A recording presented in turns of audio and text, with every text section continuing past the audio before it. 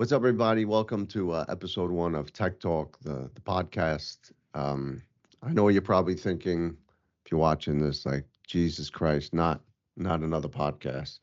But we've been talking about doing this for a while now. I'm Steve Santamouris, and I'm joined with Mario Zaki. This is going to be a really laid back format. The goal is really for you to walk away with something you could do to help protect your business. Maybe highlight an area of concern that you could bring up to your IT company. Sometimes we'll tell stories. Sometimes we'll take questions. We see a lot, so we want to be able to help really in any way we can. This will probably be a good time to introduce my boss before we don't make it to episode two.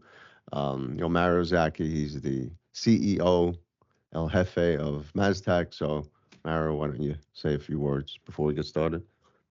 Hello, everyone. My name is Mario Zaki, owner of Mastech IT. We've been in business 20 years now. Actually, next week is going to be our 20-year anniversary. And I've been doing this for, maybe almost 30 years now. Back then I had some hair, but, since then I've been pulling it out. So, but I'm excited about doing this.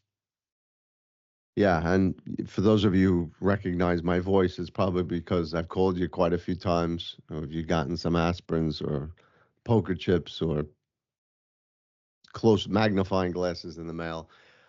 Anyway, for this, first episode, wanted to kind of bring up something that we're seeing a lot in the audits we do. We do a lot of forensic audits and on-site audits, pen tests, which is email security. And, Mario, when people normally hear email security, the first thing they think of is, emails regarding gift cards or changing wiring instructions. But, there's levels to this. So maybe just run through a couple of examples, like just a more complex or, more sophisticated, like email breach. Yeah, That's I mean, obviously more dangerous. Yeah, obviously the biggest source of security right now that we see is emails in the form of phishing, and they come in different ways. You know, somebody asking somebody else, or supposedly the owner asking somebody for going to a local store and getting, gift cards. We see, your password's going to expire. Click here to renew your password. There's different types, and hackers are getting very creative with the way they're doing security, and it's one of those things that is ongoing, and I don't see it stopping. I mean, now with with AI, with the emergence of AI, these attacks are getting more and more, um, you know, real looking, and it's tricking a lot of people. Yeah, and so that's the gift cards, and let's say the changing of the wiring instructions. What a lot of people think, my spam filter or my security is gonna, um, will block it, right? But it may be comment on what happens if, let's say, there's an email breach on the other side, right? So let's say there's a client of theirs that gets breached, and whether it's the man in the middle or they're running some type of script, that would bypass the spam filters, right? Because it's an actual contact. Yeah, yeah. And a lot of times, yeah, if one person or a company gets breached, they're going through and seeing and using AI to scan their existing email account to see who they're communicating with, and they're sending, um, you know, one-on-one actual emails to these people, and they could attach like a Word document that could end up doing something in there. But what also, one of the things that, like I mentioned earlier, with these like Microsoft, like, click here to reset your password. Once you put in your email address and put in your password, even if you put in your 2FA, they then have your token. So they now have full access to your email address, and then they can do anything they want in your email address. They can view your stuff. They can create rules to kind of keep you out of the loop. So it gets very complicated sometimes, to not only detect this stuff, but to kind of um, retract a lot of this damage that they've done. Yeah, and a lot of times, again, everyone's mind goes to phishing. But the more dangerous is, yeah, if a client is breached and they're actually referencing a real invoice, it's coming from the real email and it's going to someone, let's say in accounts receivable or wherever, if it's someone who you normally correspond with, right? I mean, Yeah, you're yeah, opening and that email. yeah, you'll see it a lot. We see it a lot in like the construction, engineering, architect, because they all kind of work together.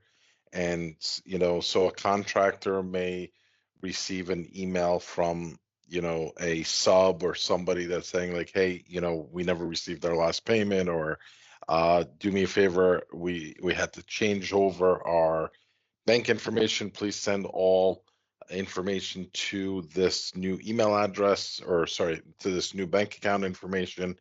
And it's actually coming from that real person, and they're not able to identify that it looks different or anything, because they can't see that it's not really phishing or spam, because it is coming from their real email address.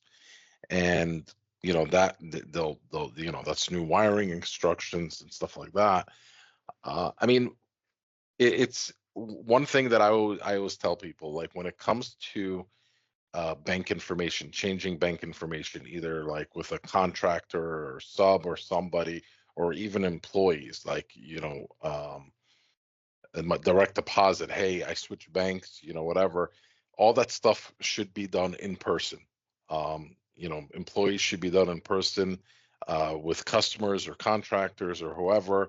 It should be done over the phone to confirm, and even when you get it, when they if they email it to you, get on the phone with them like, hey, I just want to make sure you sent me this information.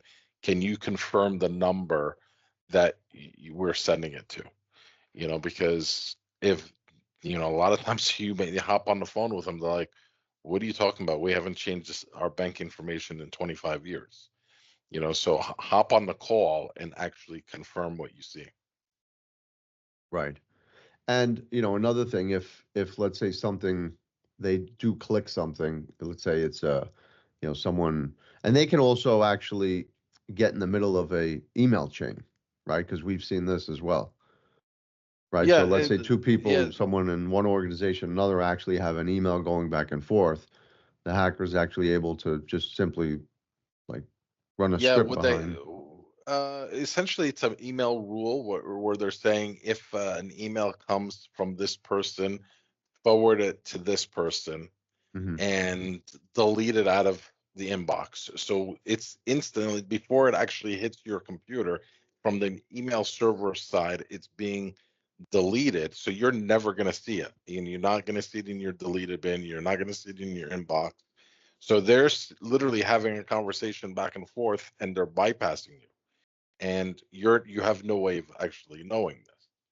Obviously, it's hard to also look at it right there and say, oh, my email's compromised. Your IT people would kind of have to, be looking, or have stuff in place that trigger something. So for our clients, we have its trigger where if a new rule is created, especially for like email forwarding, to alert us.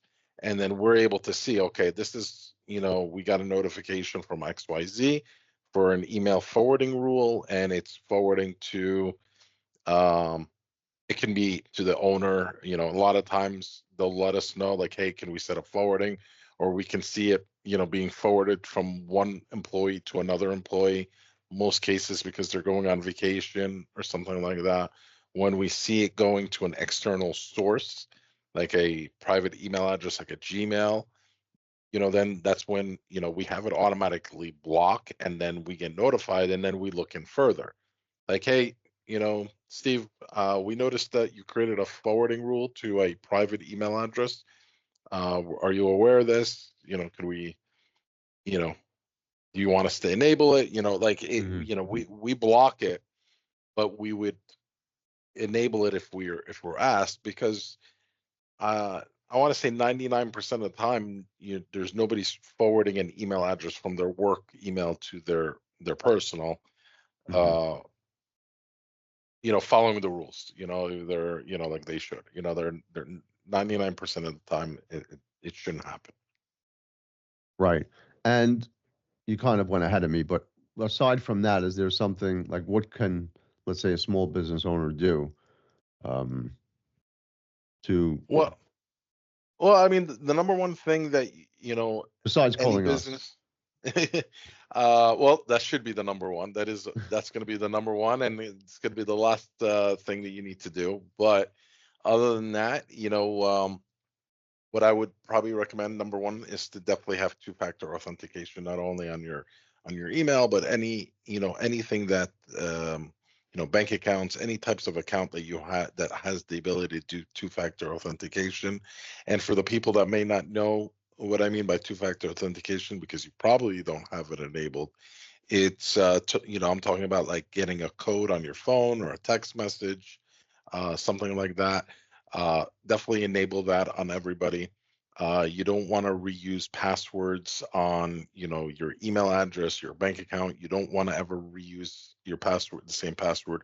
You want to use something like a password manager that will put, big passwords in there where it's very hard to crack in place. So you want to manage your passwords. Don't save them in your Google Chrome or your Microsoft Edge or an Excel sheet or anything like that. And you want to be changing passwords on a regular basis in case something it does happen. And if you are working with an IT company and it's not, us, make sure that they have the proper things in place that could lock down your account. So if they see that your email account was accessed from New York and that's where you're working, but all of a sudden, a couple minutes later it was accessed in Texas or in Asia or South America or something, it can't be physically possible that you're leaving New York and going to South America within 10 minutes. So that should automatically be blocked as well. And is there a difference between getting, let's say, a code to your phone and using the authenticator? Like, is one better than the other? Or is it like, Uh, for the most part, it's okay. They both work as long as you have one or the other. A lot of times it's um, yeah, password. They say codes to a cell phone, like a text message, is not as secure because in case there's like a what's called a sim hack, and somebody takes over your phone. But the majority of people will be fine with either one of them, and hmm and also depends on the system you're working.